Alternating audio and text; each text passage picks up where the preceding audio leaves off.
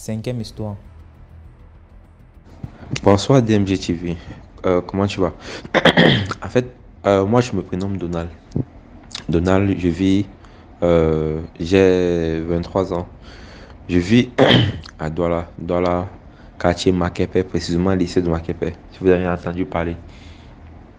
Euh, L'histoire que je vais vous raconter, c'est une histoire qui m'est arrivée personnellement, dont j'ai été victime et en fait, oui.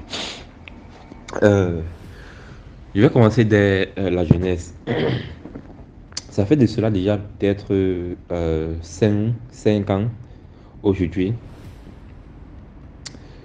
J'étais en classe de troisième. J'étais en classe de troisième. Cette année, je devais composer le BPC. Étant donné que je suis Bafia, chaque année, chaque décembre de chaque année, on s'en va dans mon village à Bafia faire passer les fêtes en famille, en fait, Noël, pour 2 semaines, une semaine et demie, 2 semaines. C'est une coutume. Toute la famille se retrouve là-bas à partir du 17-18 décembre jusqu'à pratiquement 28 décembre. Dans environ 2 semaines, une semaine et demie. Cette année-là, je... ça fait déjà 5 ans aujourd'hui. Je suis arrivé pour ma toute première fois là-bas au village à Bafia. Arrivé là-bas, je suis arrivé avec ma grand-mère, mon frère, en fait mes oncles, toute la famille en fait, parce qu'il y a aussi des membres qui quittent de l'Europe en fait, qui arrivent pour, c'est une coutume pour faire le dîner en famille, pour partager la nourriture au village. Je suis donc arrivé là pour ma première fois. Arrivé là-bas, j'ai fait la connaissance d'une jeune fille. Elle s'appelait de prénom Bibiche. Bibiche. J'ai donc rencontré Bibiche. Elle m'a beaucoup plu, je l'ai beaucoup plu. Étant donné que, euh, en fait, on s'est beaucoup plu. On a fait connaissance. Je l'ai beaucoup apprécié, elle m'a beaucoup apprécié. On s'est mis ensemble. Elle m'a fait part de sa vie, elle m'a fait comprendre que, bon, elle, c'était une femme de l'église. Elle avait son oncle qui aimait beaucoup l'église, qui l'aidait dans les prières, côté spirituel, en fait. On parlait, elle m'a fait comprendre qu'elle était orpheline soit de père, soit de mère, mais je pense de père, qu'elle était orpheline de père. Et moi, étant donné que je suis orphelin de mère, je la lui ai aussi fait comprendre et nous sommes directement collés ensemble. Elle me conseillait, elle me disait, il faut beaucoup prier, tu vois, est-ce que tu pries? Je lui ai dit, bon, ça fait déjà beaucoup de temps, je ne prie plus. Elle me dit, il faut beaucoup prier, il faut beaucoup prier. Elle me montrait les sommes à faire, elle me disait que, bon, quand elle était, dans le passé, elle était beaucoup attaquée, mais les prières l'ont beaucoup aidé. Elle me dit, de temps en temps, lorsqu'elle veut prier, il y a ses yeux qui pèsent, le sommeil, la fatigue. En fait, les symptômes qui arrivent, ce qui arrive très souvent à tous ceux qui veulent prier et qui n'ont pas assez de foi, assez de foi en fait, de croyance en Dieu. Genre, tu veux prier, tu vois, ça n'arrive pas, le sommeil, la fatigue. Mais lorsque tu fais autre chose qui n'a pas trait à la prière, tout se passe très bien. On a causé. Ce soir-là, nous sommes sortis avec mes frères, nous sommes allés en ville, à Baïfa même, à Bafia. Nous sommes allés dans un snack, nous avons bu, nous avons dansé. On s'est divertis. Nous sommes rentrés aux environs de 3 heures du matin. Nous sommes arrivés à la maison, mes frères sont allés se coucher, moi je suis resté au salon avec, mes... avec ma bibiche en fait. Là-bas, on a eu à faire on a fait l'amour, on a fait des rapports. On a fait les rapports, le lendemain, elle est partie. Lorsqu'elle est partie, on se revit encore le 2 jours après, je crois, c'était le 28. Le 28, on se voit, on s'en va vers le lycée bilingue, parce qu'il y avait un lycée bilingue dans la place. On s'en va vers le lycée bilingue. Arrivé là-bas, elle me montre une petite piste qui passe par un champ. Elle me dit, bon, là-bas, je vais te dire un secret qui doit être gardé pour toi uniquement, ne dis à personne. Elle dit, ok, moi, je vais garder le secret, elle me fait comprendre que chaque mercredi, chaque soir de chaque mercredi, elle s'en va sur la tombe de sa soeur pour causer avec elle. Et elle cause avec elle, en fait. Elle me l'a dit, elle dit, ok, je vais dire à personne, c'est un secret. Déjà, moi, je m'entends les trucs comme ça et j'avais pas peur de ce genre de trucs. Elle me dit, ok. Étant donné qu'on veut rentrer, j'aimerais qu'on rentre par cette piste-là. On va essayer de contourner. Et parce que cette piste-là, derrière, ça nous amène vers derrière notre maison. Non, sa maison, elle voulait qu'on passe par là-bas. Il était peut-être 18h45, comme ça. Il y avait un qui me disait non, ne passe pas par là-bas. J'avais un peu des frissons, un peu peur.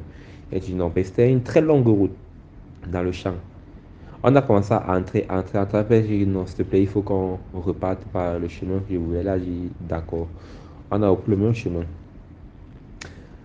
Euh, Elle m'a conseillé, elle m'a dit, comme tu vois là, moi, je sens que tu as une bonne étoile et j'aimerais que tu te mettes en prière.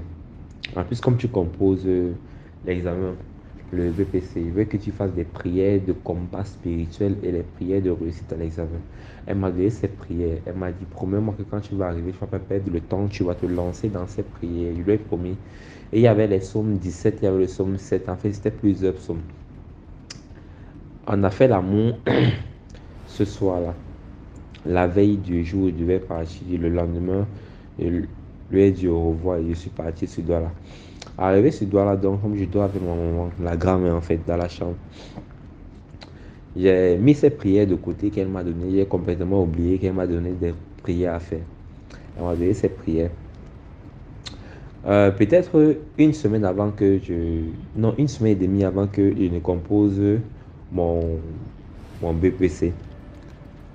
J'étais couché sur le lit avec la grand-mère et subitement je me suis rappelé que j'ai connu, en fait que Bibiche m'a donné des prières et que je la lui ai promis de faire ces prières chaque jour avant d'aller composer ces prières spirituelles et prières pour réussir à l'examen.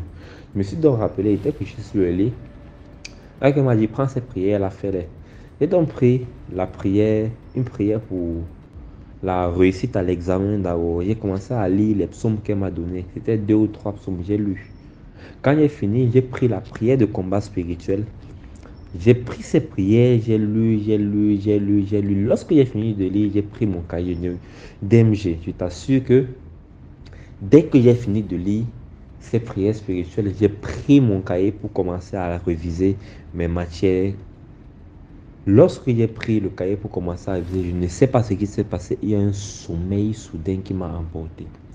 Le sommeil m'a emporté. Quand je raconte maintenant, j'ai encore des frissons. Le sommeil m'a emporté. Je n'ai pas dormi. Je ne sais pas ce qui s'est passé. J'ai eu comme. En fait, c'était un songe.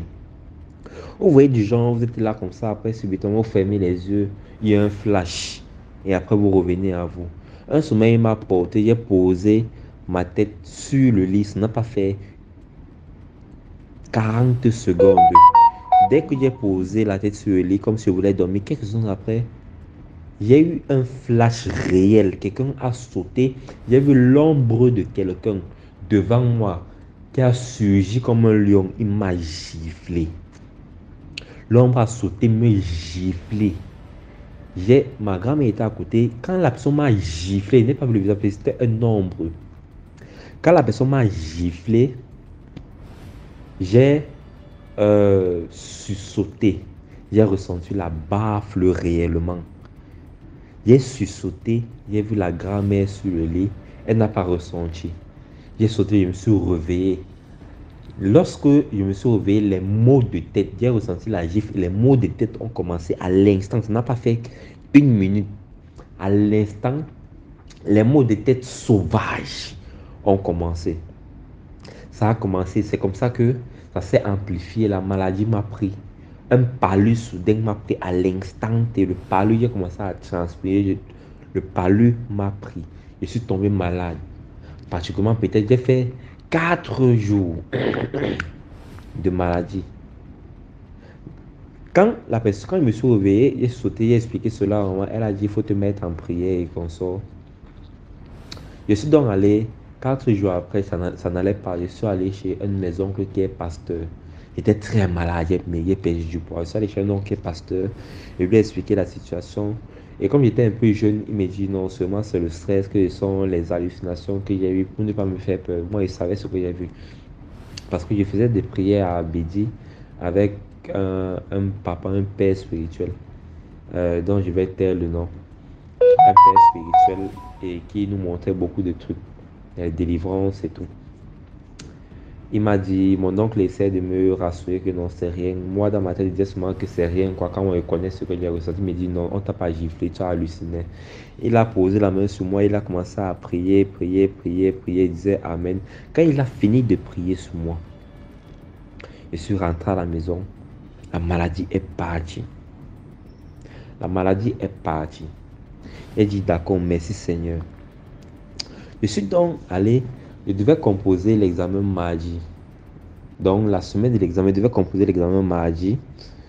Euh, Vendredi, donc, avant ce mardi, donc vendredi de la veille de mardi, je suis allé à Bédi chez mon père spirituel. Je suis arrivé là-bas parce que ma grand-mère m'a dit, va pour qu'il t'impose les mains, vous faites des prières pour, comme tu pas composer, il t'impose les mains, il fait des prières, vous priez ensemble pour bénir ton examen. Je suis donc arrivé là-bas chez lui. Elle dit, papa, je suis venu ici pour que tu, pour qu'on fasse les prières. J'ai mon stylo, si c'est que tu peux prier sur mon stylo pour que les gens qui vont toucher ça, bon, comme il y avait beaucoup de trucs qui se passent de nos jours, quand on prend ton stylo, tu donnes, on vole ton intelligence, les trucs là. Je lui ai dit cela, il m'a dit, ok. Il m'a regardé, il m'a regardé, il m'a regardé. Je ne lui avais pas encore parlé du fait que quelqu'un m'a giflé en songe. Je ne lui avais pas parlé de cela. Il me dit, allonge-toi là sur la chaise. Et dit, d'accord, je me suis allongé. Il a pris la croix, en fait, la croix de Dieu.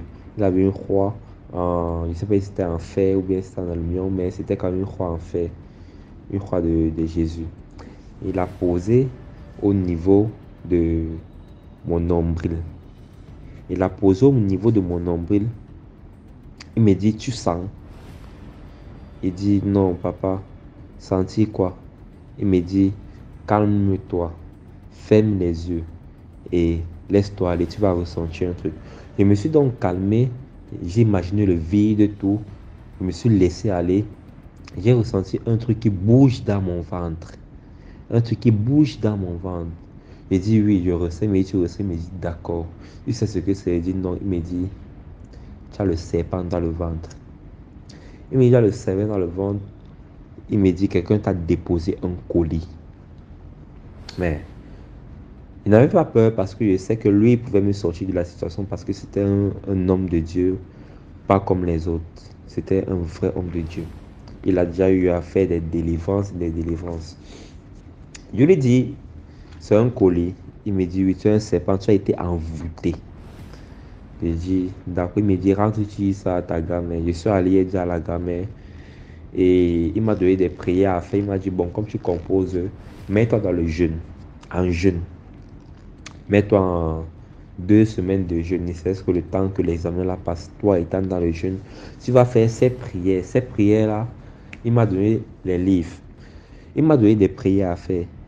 Écoutez bien, vous-même qui aussi écoutez à travers les TikTok ou bien Facebook, écoutez, il y a le livre Saint-Michel que mon père spirituel m'a donné, livre de Saint-Michel Archange, qui est l'ange de combat spirituel.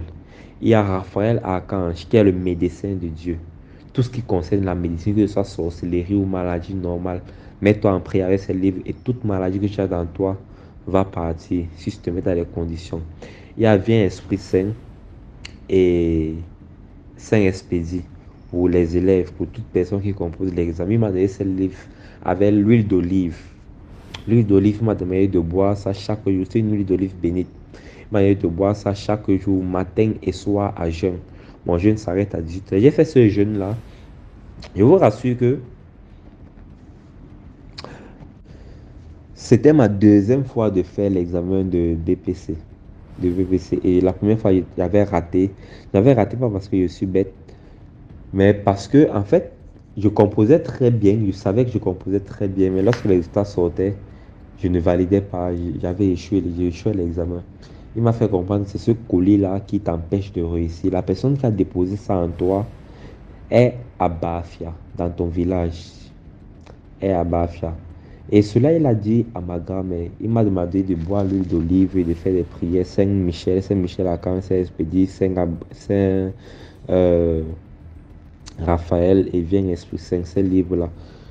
Et il m'a dit, fais le jeûne. Tu bois cette huile le matin à jeûne en partant composer. Ton jeûne s'arrête à 18 heures.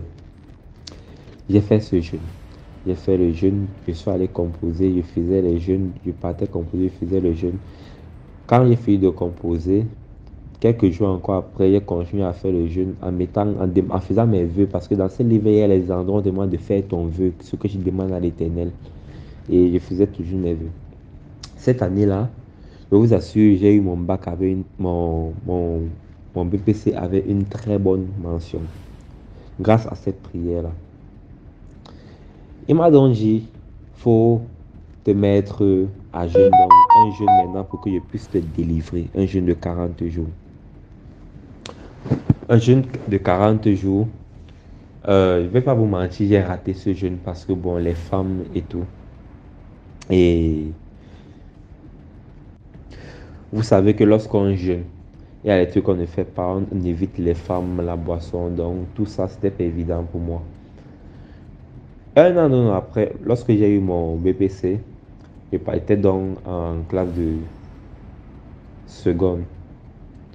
Moi, je savais que chaque année, il fallait que je me mette en prière. Et vraiment, les prières sont très importantes. J'ai donc composé, étant en seconde, j'ai donc composé pour mon entrée en première. On m'a demandé de me mettre dans les prières. J'ai négligé ces prières. J'ai dit, bon, voyons voir. J'ai un peu négligé les prières, j'ai composé. Et l'année-là, j'ai échoué avec mention. Donc, j'ai échoué. Je n'ai pas composé. Je sens que je suis en train de composer, mais à un moment donné, je sens que je n'ai rien dans la tête. Je compose, je compose, je compose. Après, j'échoue. C'est quand j'ai fini de composer, je me rends compte hors de la salle de composition de tout ce que j'ai écrit qui était faux. Donc tout ce que j'ai écrit était faux. Je me rappelle des vraies réponses bien après être sorti de la salle de composition. J'ai raté avec mention. Tout ça parce que j'ai négligé la prière, sachant que j'étais sous l'effet d'un envoûtement. L'année qui suivait, donc, je recommençais encore donc l'entrée. J'étais toujours en seconde. Et j'ai composé, mais cette fois-ci, j'ai mis en pratique les recommandations. Je me suis mis en prière, en jeûne. Et quand je me suis mis en jeûne, en partant composer, j'ai parfaitement composé. J'ai eu mon bac, mon entrée en première, grâce aux prières. Même chose, lorsque j'ai eu mon entrée en première, à l'entrée en première, j'ai négligé les prières. Je suis allé composer, j'ai raté l'examen. Pourtant, j'étudiais comme un fou. Et la deuxième année, je me suis remis dans les prières, j'ai validé mon examen. Lorsque j'ai eu l'année, ça veut être l'année où je suis allé en terminale. Cette première année-là, j'ai négligé les prières. Ces prières qu'il m'a données et j'ai échoué. Et la deuxième année, je me suis mis dans les prières, j'ai validé. J'ai compris que vraiment Dieu est là dans la vie de l'homme. Et là, ce sont les signes pour me dire que réellement, parce que je ne croyais pas trop les affaires d'envoûtement, les trucs là. J'ai compris que vraiment, ce sont des trucs qui sont très, très, très, à prendre très au sérieux. Et j'ai vu que les prières sont très bien. Il m'a dit, il faut que je te délivre parce que je n'ai pas encore délivré, c'est toujours en toi. C'est pour ça que bon, quand tu arrêtes les prières, tu ne réussis pas parce que ça fait effet. Et les prières que tu fais, plus l'huile d'olive que tu bois, ça endort le serpent qui est dans toi pendant les compositions. Il a dit, ok. Quelques temps après, je me suis mis à jeûne et j'ai cassé le jeûne. J'ai échoué, en fait, j'ai recommencé, échoué, j'ai recommencé. Après, mon pasteur, là, il est mort. Il est décédé. Paix à son âme. Quand il est décédé, vraiment, j'ai eu mal. Je ne savais plus quoi faire, qui devait me délivrer comme ça. Après, je me suis dit, il m'a beaucoup appris de ma jeunesse. Dans ma jeunesse, il m'a beaucoup appris de tout ce qui concerne les divinités. Que il faut juste avoir la foi. C'est tout. Il dit, bon, il est décédé, mais moi-même, je suis déjà suffisamment un peu grand pour prendre ma vie à main. J'ai fait un jeûne. J'ai fait le jeûne, j'ai fait le jeûne, j'ai fait le jeûne. J'ai demandé à Dieu que tout ce qui est dans mon ventre, comme colis, comme envoûtement, comme serpent, que ce soit retour à l'envoyeur, que ce serpent-là soit détruit. Donc, j'ai fait le jeûne pratiquement pendant 2 semaines, pas 40 jours. J'ai fait 2 semaines et directement, j'ai senti un changement en moi. Donc, chaque jour, je priais, Je jeûnais jusqu'à 18 heures et je faisais mes prières à 22 heures et à 4 heures du matin. Et ce sont les prières, les heures où quand tu pries vraiment, il y a effet. Parce que là-bas, ce sont les heures des gens de la nuit. Et quand tu pries sérieusement et qu'une personne te dérange, lui, il sera dérangé. Parce que ce sont les heures où lui, il opère et là où tu es en train de prier, de faire des prières qui le dérangent. J'ai senti un changement en moi, un truc qui est sorti en moi. Peut-être la deuxième semaine, je crois le 12e jour, j'ai senti un truc qui est sorti en moi. C'est sorti, j'ai dit merci Seigneur. J'étais en train de prier à 4 heures du matin. J'ai dit merci Seigneur. Depuis ce jour, j'ai commencé à bien fréquenter. Lorsque je prie ou que je prie pas, lorsque je compose, je valide mes examens. En fait, c'est juste pour faire comprendre que dans la vie, parfois, Dieu peut vous euh, mettre face à certaines situations et peut vous envoyer des personnes miraculeuses dans votre vie. Parce que si je ne partais pas à Bafia cette année-là, je ne devais pas rencontrer cette fille Bibiche, elle ne m'aurait pas donné cette somme-là. Et à travers cette somme qu'elle m'a donnée, j'ai vu que quelqu'un m'a attaqué. Et jusqu'à présent, je ne sais pas si la personne qui m'a attaqué vivait encore, ou bien si elle est morte, ou bien je ne sais pas. Je ne veux même pas savoir, mais je sais ce que j'ai été délivré. J'ai été délivré au nom de Jésus.